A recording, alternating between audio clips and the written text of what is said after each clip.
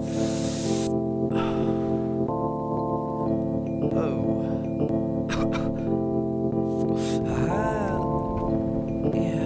the Nikes on my feet keep my cipher complete. Nikes. And the Nikes on my feet keep my cipher complete.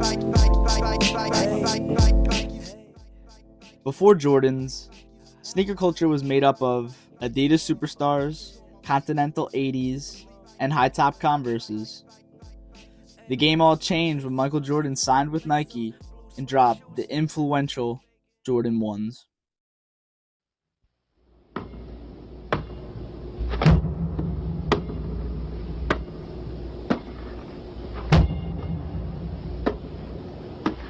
On September 15th, Nike created a revolutionary new basketball shoe.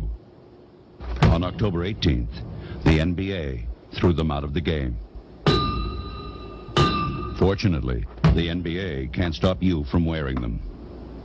Air Jordans from Nike. Ever since then, there have been over 35 different silhouettes of Jordan shoes that have revolutionized sneaker culture.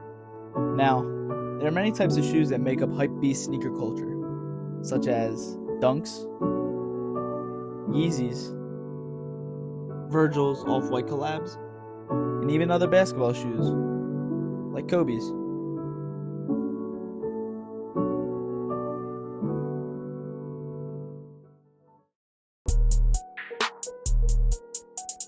I've been collecting sneakers for around 3 to 4 years now. In my collection of Jordans, Yeezys, I have a total of 85 pairs of shoes.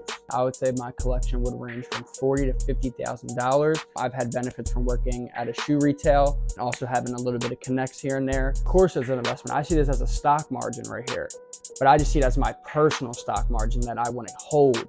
So if you pay for this shoe at $180 and hold it for a year or two, you can make almost triple your profit.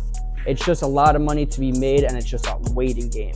So a Grotto is sneakerhead is the holy grail of their collection, their favorite shoe, and a shoe they thought at one point they could not even get their hands on.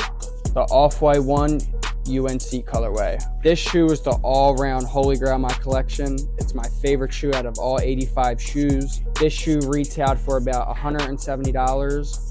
And now sells for about brand new 2,000, used about 1,000 to 1,500. But at the same time, this is also my most expensive shoe in my collection. I've always kind of liked shoes since I was growing up, so I do like Jordans from like a sports aspect. And just looking back at old pictures of him playing in shoes, and you could, get those same versions now. So it's pretty cool. It's kind of like a little time capsule for like sports. Say Jordan's the first, obviously, and everybody just wants to be like Mike. I think Kobe is the next best thing to Jordan. Shoe-wise, I feel like they do have two of the most sought-after basketball sneakers.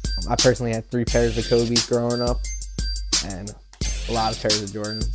I'd say it's just completely different. They're 2 different shoes. One's definitely more of a basketball sneaker, and that one definitely more like a Jordan stepped into more like style and streetwear over the recent years. Yeah, I think they're just sought after for 2 different reasons. Again, I don't think they're too much comparable as they are like players, but I do think they are, at the moment currently, the 2 most sought after basketball sneakers on the market.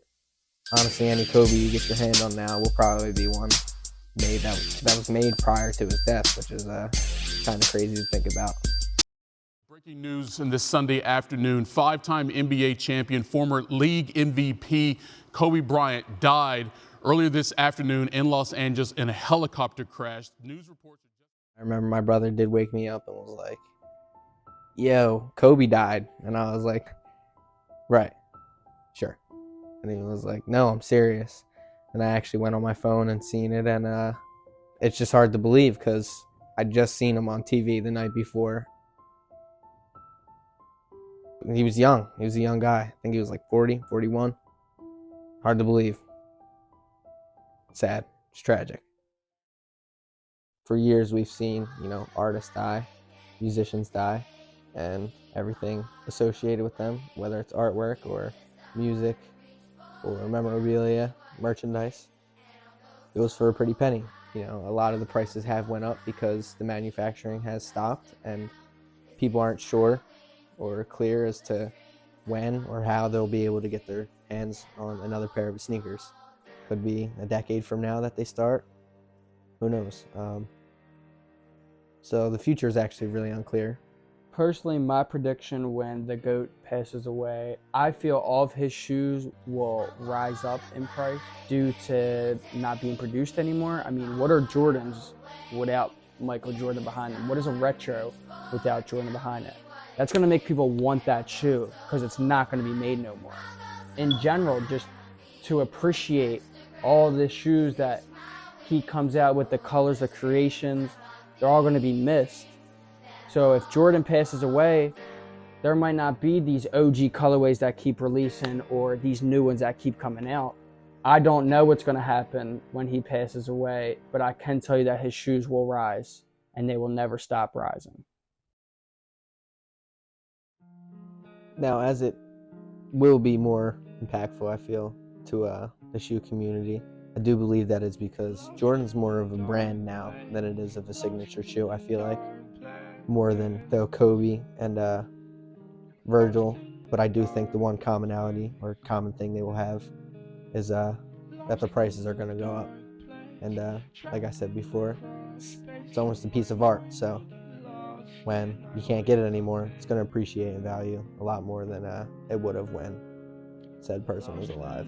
I do think it would be a lot more crazy just because there's been so much Jordan stuff. We're not sure. I'm not sure anybody is really sure either. So it's kind of just like playing a waiting game. There's even shoes that aren't retros, I feel like, shoes that you could probably get for like $100 now. The Jordans people like clown on and stuff. I feel like even those will have a pretty good price tag to them just because it's a Michael Jordan product.